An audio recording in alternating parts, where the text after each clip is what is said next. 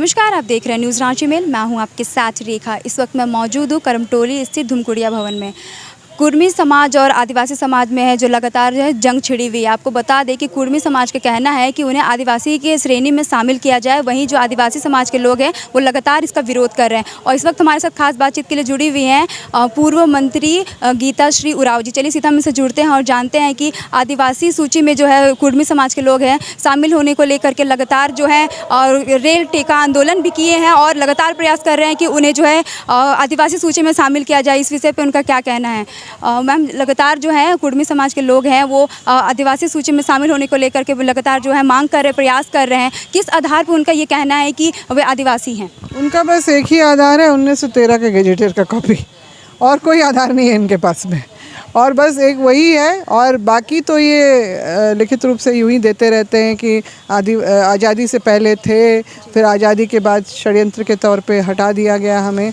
मगर हमारे पास भी कागज़ हैं जिसमें 1910, क्योंकि जो हर 10 साल में जो सेंसस का जो काम होता था अंग्रेज़ों द्वारा, तो उसमें 1910 में संथाल परगना में इनको चरवाहा और खेतीहर कैटेगरी में रखा गया। और बाकी आदिवासी जो उस क्षेत्र के थे, संथाल, मॉल पहाड़िया, सौर पहाड़िया और अन्य जो आदिवासी समाज थे, उनको अलग लिस्ट में रखा गया। फिर 1913 की बात जो आती है, फिर उसके बाद हम लोग देखते हैं कि 1921 का जो जनगणना आता है उसमें इनका जो है कैसे इनलिस्ट होते हैं, कुर्मी, क्षत्रिय कास्ट के जरिए, और हिंदू में आता है इनका। जबकि हिंदू, मुस्लिम, सिख, ईसाई, बौद्ध, जैन से अंग्रेज़ों ने हमें अलग ट्राइब्स, ट्राइबल, एबॉरिजिनल और एनिमिस्ट, इस तरह के कैटेगरी में हम लोगों को जितने भी सालों में रखा गया इस तरह से। तो ये इनका हिंदू में सम्मिलित हो गए, क्योंकि 1913 का जो वो गैजेटियर में जब इनका नाम शामिल हुआ ना, तो इन लोगों, इनके ही धनंजय महतो ने जो जाके इन्होंने पुरुलिया डिस्ट्रिक्ट कोर्ट में पहले अर्जी डाली कि हम लोग शिवाजी, छत्रपति शिवाजी के वंशज हैं, हम लोग उच्च जाति के हैं, हम लोग क्षत्रिय हैं, इसलिए हमें आदिवासी जो लिस्ट में से हटाया जाए। फिर ये कोलकाता हाई कोर्ट में भी, ये जो है कलकत्ता था उस समय, कलकत्ता हाई कोर्ट में भी ये मामला चला और उनकी बातों को मानते हुए 1921 में इनको कुर्मी, क्षत्रिय, हिंदू दर्शाया गया। और फिर 1931 में जो बिहार, उड़ीसा का जो सेंसस रिपोर्ट हमारे हाथ में है, उसमें जो 2 इंपीरियल टेबल बने हैं आदिवासियों के, जो लिस्ट बनी है, उसमें भी इनका कहीं जिक्र नहीं। ये बिल्कुल बाहरी हो गए थे उस समय। तो अब ये जो षड्यंत्र की बात करते हैं, तो षड्यंत्र इन्होंने खुद अपने आप के साथ किया, जिसकी ये जो इनकी गलती का एहसास या उस बात का एहसास इनको झारखंड बनने के बाद में कहीं ना कहीं हुआ। आज़ादी के बाद भी जो बोलते हैं इनको षड्यंत्र के तौर पे बाहर रखा गया। तो फिर 1950 में जो गवर्नमेंट ऑफ इंडिया का जो ऑर्डर निकला था उसमें डाला गया, इन्होंने कहा कि पंडित नेहरू ने, उन्होंने अपनी भूल स्वीकार की और कहा कि नहीं, उसको सुधार लिया जाएगा। तो क्या कारण है, 1955-56 में भी जो काका कालेलकर की जो कमीशन का जो रिपोर्ट आता है उसमें इनको पिछड़ी जाति में पुनः रखा जाता है। फिर उसके बाद फिर 1972 में भी वही जो मंडल कमीशन के द्वारा डाला गया, कभी भी इन्होंने विरोध नहीं किया, उसी में चलते रहे हैं। और बल्कि जब आपका 1996 में जब पेशा कानून का प्रारूप जब सदन में लाया गया, तो उस समय जो है इन्होंने इनके जो तत्कालीन सांसद जो शैलेंद्र महतो और जो राम टहल चौधरी, उन्होंने इसका पुरजोर विरोध किया है इस प्रारूप का, कि अनुसूचित क्षेत्रों की जबकि बात आई थी, अनुसूचित क्षेत्रों में आदिवासियों को व्यवस्था में प्राथमिकता दी जाएगी। इसका विरोध करते हुए ये सुप्रीम कोर्ट तक चले गए, जहाँ इनकी लगातार जो है मैम कुर्मी समाज के द्वारा जो है अभी रेल टेको आंदोलन भी किया गया था। तो क्या लगता है कि ऐसे ही जो लगातार प्रयास करते रहेंगे तो क्या इन्हें आदिवासी सूची में शामिल किया जाएगा? आप लोग तो इसका विरोध कर रहे हैं ना? हम लोग इनको डोमिनेटिंग क्लास, शोषक वर्ग, क्योंकि उन्होंने आदिवासी समाज का शोषण किया है, ज़मीनें हड़पी हैं, और फिर भेदभाव का भी रवैया हमेशा बर्ताव किया है, और छुआछूत की भी भावना रखी है।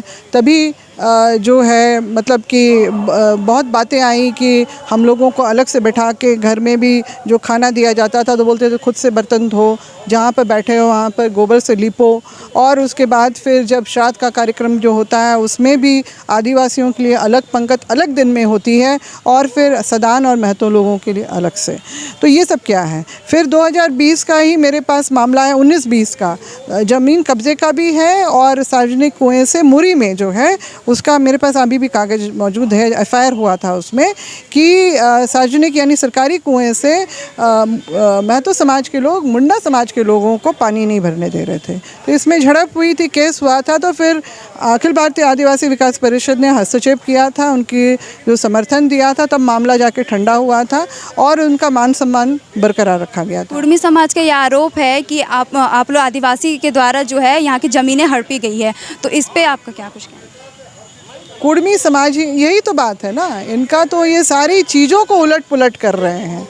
जो राढ़ सभ्यता को कभी नहीं सुना वो अभी इन्होंने TRA में बैठ के गढ़ लिया और जो है हमें ही बता रहे हैं कि हमें ही आदिवासियों को हम ही बसाने वाले थे, सरुल कर्मा हम ही बताने वाले थे। त्योहार को लेकर के भी कि कर्मा जो पर्व है वो भी उन लोग के द्वारा ही मनाया जाता था, आदिवासी लोग नहीं। हाँ, ये सारा कुछ इन्होंने किया है। तो हम इनसे सवाल करते हैं कि आदिवासियों की जो प्राचीन समय से सदियों पहले से जो अपनी सामाजिक न्यायिक व्यवस्थाएं जो अलग अलग समुदाय ने बनाई है, आदिवासी समुदाय ने, वो इनमें कहाँ है?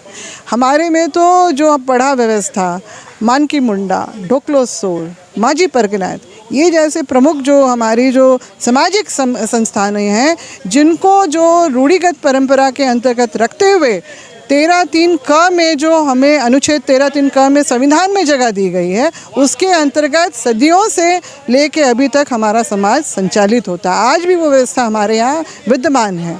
इनके पास क्या है?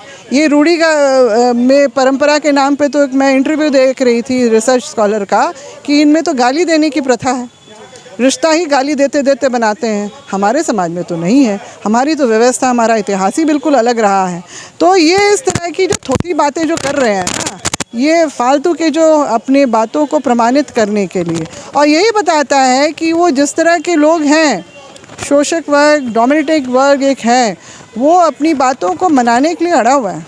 और निश्चित रूप से वो झारखंड बनने के बाद ही इनकी आदिवासियत क्यों जागी? उससे पहले इन्होंने आंदोलन क्यों नहीं किया, क्यों नहीं दावा किया उस समय, और अभी क्यों कर रहे हैं? वो इसलिए क्योंकि हमारे जो राजनीतिक जो है प्रतिनिधित्व में अपना छेद करना चाह रहे हैं। क्योंकि 5वीं अनुसूची के राज्य होने के नाते जो है यहाँ पर आदिवासी एक व्यक्ति को ही जो जगह मिलेगी, वो इस बात से ये लोग परेशान हो गए कि जिन लोगों को हम लोग पिछड़ा और नीचा समझते रहे वो राजनीतिक रूप से हमसे आगे निकल जाएंगे, तो हमारी स्थिति बदतर हो जाएगी। तो अब वो आदिवासियों की स्थिति बदतर करने के लिए ये सारी मांग उन्होंने उठानी शुरू की।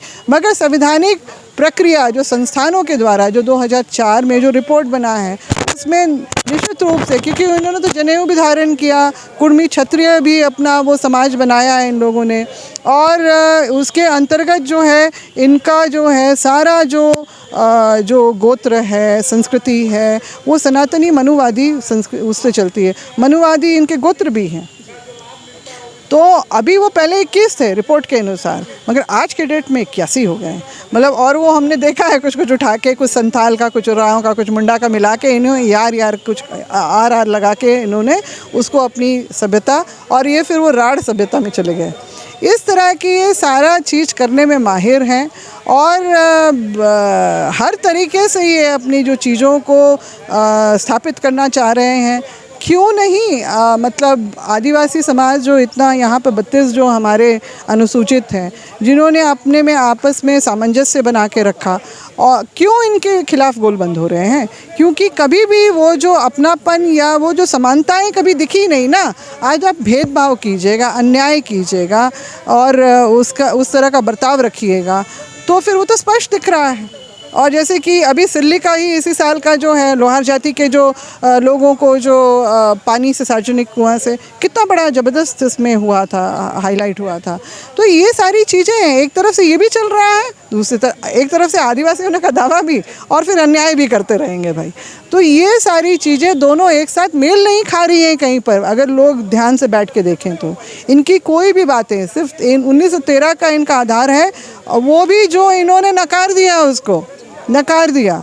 और अब ये सिर्फ और सिर्फ हमारे जो संवैधानिक अधिकारों को कुचलने के लिए, हमें आदिवासी समाज, तो मूल आदिवासी समाज को कुचलने के लिए ये सारा अपना जोर इसमें लगा रहे हैं। कहते हैं हम सरकार से मांग रहे हैं, इनको क्या दिक्कत? अरे भाई क्यों नहीं दिक्कत होगी, हमारे में घुसे चले आइएगा, हमारे ही शोषक वर्ग, हम कैसे बर्दाश्त करेंगे? इसीलिए गोल बंद हो रहे हैं लोग और इसीलिए कड़ा विरोध कर रहे हैं। कई वर्षों से जो है कुर्मी समाज के जो लोग हैं लगातार प्रयास कर रहे हैं कि उन्हें आदिवासी सूची में शामिल किया जाए, तो उन लोग अपना प्रयास लगातार जो है कायम रखे हुए हैं। अभी रेल रोको आंदोलन भी उन लोग के द्वारा किया गया था। तो आप लोग आदिवासी समाज के जो लोग हैं, आप लोग इस चीज़ का विरोध कर रहे हैं, तो इसको लेकर के आप लोग के आगे की रणनीति क्या होने वाली? हमारी तो देखिए, हमने तो जो 18 को इनका प्रेस कॉन्फ्रेंस हुआ था ऐलान करने का, कि हम लोग बड़े शान से ठोक बजा के ये लोग कर रहे थे कि ज्ञापन दे रहे थे कि अनिश्चितकालीन, भाई रेलवे क्या इनके अपने वो उनकी है बपौती है कि क्या है बताइए? तो जिसमें रेलवे के द्वारा एक आम व्यक्ति एक जगह से दूसरी जगह जाने की सुविधा प्राप्त करता है, उसको अनिश्चितकालीन ये लोग रोकने की बात कर रहे थे। हजारों करोड़ों का जो है, जो आपका जो राजस्व की हानि, सरकार को बहुत सारी ट्रेन्स कैंसिल करनी पड़ी थी और बहुत सारी ट्रेन्स को डाइवर्ट करना पड़ा था। तो ये सब क्या है? तो उसी का जो है हमने फौरी तौर पे इसका विरोध किया था। 19 तारीख को ही हमने भी आदिवासी समाज की ओर से आगे की रणनीति क्या होने वाली, इसका आप लोग विरोध कर रहे हैं? उसकी हम लोग फिर से गोलबंद तो हो ही चुके हैं और फिर जगह जगह में, जैसे कि कल मैं जमशेदपुर में थी, मुझे धनबाद भी बुलाया गया था, वहाँ पर भी प्रेस कॉन्फ्रेंस था, मीटिंग थी, मगर मैंने जमशेदपुर में गई थी और वहाँ पर बहुत सारे जो विभिन्न समुदाय के, जो आदिवासी समाज के जो हमारे जो संगठन है, सामाजिक संगठन के लोग वहाँ पर जुटे थे, वहाँ पर प्रेस कॉन्फ्रेंस में। और फिर हमने वहाँ पर बातों को रखा और उसके बाद फिर मीटिंग भी हुई और रणनीति भी बनी कि आगे हम लोगों को कैसे आगे बढ़ना है। तो जैसे कि कोलकाता हाई कोर्ट ने तो इसको असंवैधानिक करार दे दिया, तो फिर हम लोग, बात तो ये भी आई थी, कुछ लोग ये भी बोल रहे थे कि अगर रेल की पटरी अगर किसी को आदिवासियत का एक जरिया बन सकती है, तो क्या हमें भी वहाँ पर उतरना पड़ेगा विरोध करने के लिए? मगर नहीं, जब ये फिर बातें हम लोगों ने सबने मिलके की, तो वो तो बस एक था स्टेटमेंट, मगर ये कि हम लोग असंवैधानिक कोई भी काम नहीं करेंगे, क्योंकि ये बातें भी हैं कि अगर लोकतंत्र को समझना और सीखना है ना, तो आदिवासी को देखो वो कैसे लोकतांत्रिक व्यवस्था में सदियों से चलता आ रहा है। और अभी भी आदिवासी समाज का, उसके जीवन का एक बहुत ही नैसर्गिक मूल्य है, जियो और जीने दो, है ना? तो हमने तो सबके लिए जगह बनाई, जब सबके लिए जगह छोड़ी, मगर अगर हमसे कोई छेड़छाड़ करेगा तो हम भी नहीं छेड़ेंगे, ये तो पक्का है। और यही बात सबके दिमाग में है और सभी लोग इसलिए गोलबंद हो रहे हैं। धन्यवाद।